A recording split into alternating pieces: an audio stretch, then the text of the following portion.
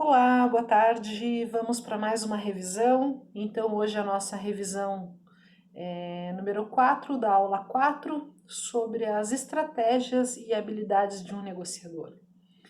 Eu vou falar para vocês que particularmente, né, que palavra difícil é essa, eu sempre me enrolo com essas palavras difíceis, mas o que é interessante nessas aulas é que a gente vai identificando como a gente vai ficando um pouquinho mais à vontade a cada novo desafio proposto.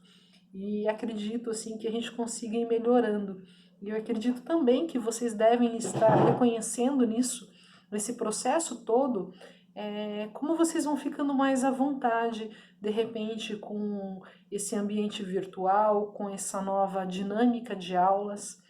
Mas eu quero compartilhar aqui com vocês que as estratégias de um negociador e as habilidades de um negociador é uma das minhas dos principais temas que eu mais gosto, porque eu sou uma negociadora nata, né? Eu sempre gostei muito de negociações e por ser empresária, por ser professora, e também tenho alguns trabalhos de negociação.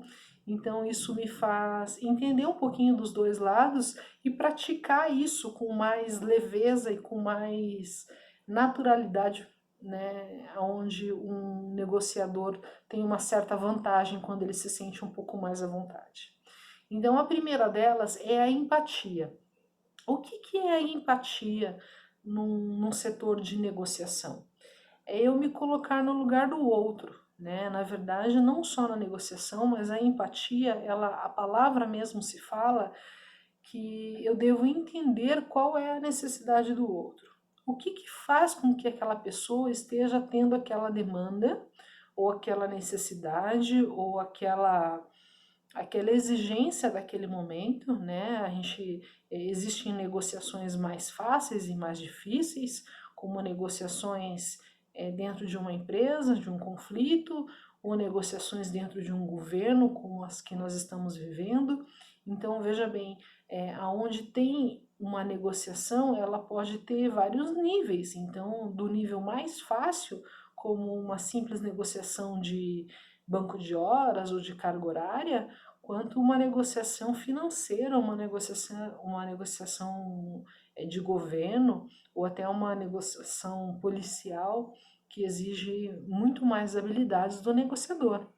Então, eu entender que a empatia é uma das ferramentas muito usadas para essa nova função, né, que ela apareceu há pouco tempo de negociador.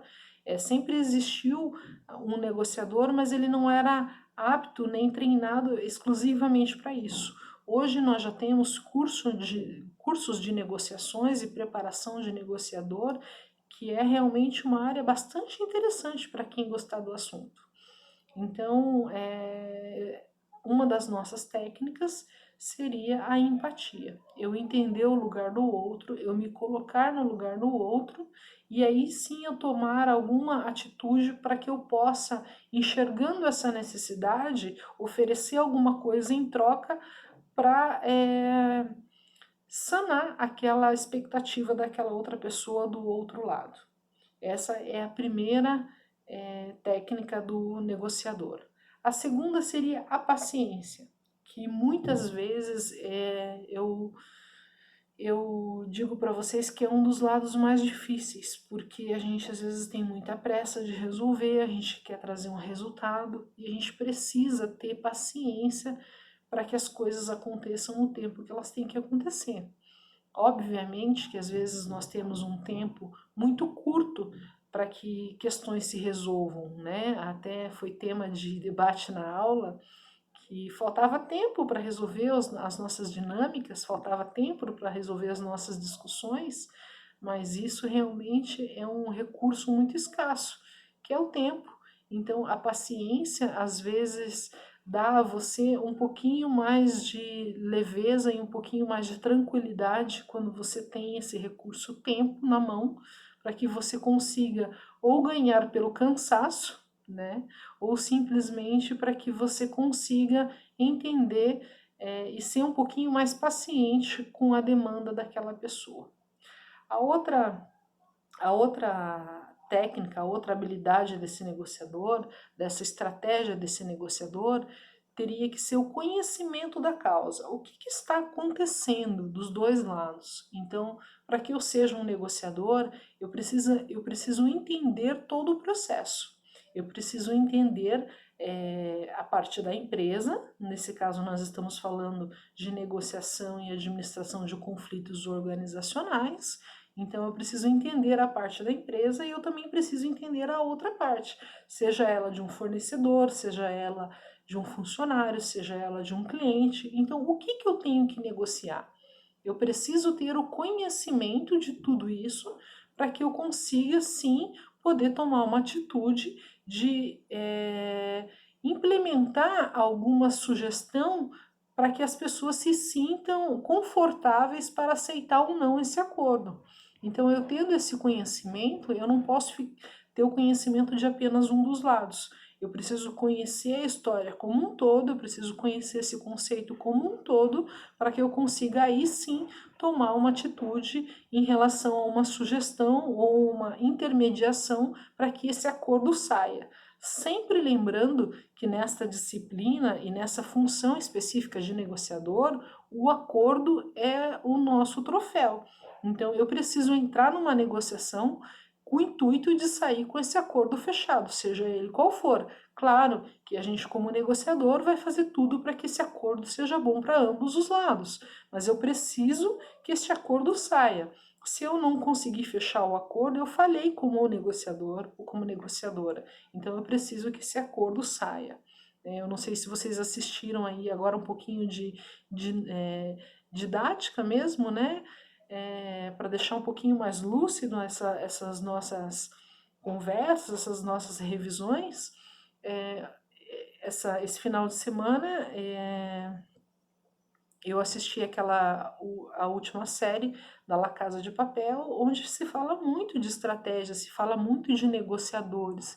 Então eu sugiro até a vocês que assistam alguma coisa sobre, não precisa ser essa série em específico, mas que vocês conheçam o que é o poder de um negociador e o que a gente consegue trabalhar desde o perfil da outra pessoa até o que a outra pessoa espera e como eu posso surpreender numa negociação, colocando novas cartas na mesa ou novas oportunidades que as pessoas possam até não ter enxergado naquele momento de conflito. Então, eu como negociador, eu consigo ver de longe, ver de fora e consigo, então, promover uma outra, um outro acordo, uma outra solução para esse conflito, sendo que as pessoas nem tenham pensado sobre isso. Então é bastante interessante esses filmes de estratégia e esse estudo mesmo da estratégia do negociador para que eu conheça as técnicas e as práticas usadas no negociador para que eu consiga trazer esses resultados e fechar esse acordo. E a última dessas ferramentas é a flexibilidade. Aonde que o negociador precisa ser flexível para que saia o acordo? Vejam, tem alguns lados, algumas áreas, né, privadas da negociação que você precisa ser menos ou mais flexível. Então, suponhamos que eu esteja dentro de uma empresa com funcionários ou um sindicato, eu posso ser flexível sim em relação a horários, a cargos, a turnos, as demandas dessa outra parte. Eu, como empresa, agora, eu gostaria de levar vocês também a desafiá-los, né, a pensar em um negociador policial. Será que ele pode ser tão flexível a ponto de negociar com um bandido que está com um refém? Então vejam como isso é complexo, né? E essa revisão vale também a reflexão até onde eu posso ir com essa flexibilidade, com essa paciência, com esse conhecimento, porque nem sempre é possível a gente ter tudo isso. Mas em cada questão é uma questão, e eu tendo o conhecimento dessas habilidades e dessas questões a serem negociadas, vai ficar muito mais fácil e muito mais assertivo a minha comunicação com a outra parte para que eu consiga fechar esse acordo, ok? Então eu espero que vocês tenham gostado e tenham feito bom proveito, né, dessa nossa revisão número 4 e até daqui a pouco nós já venhamos com a revisão número 5 do nosso conteúdo. Muito obrigada!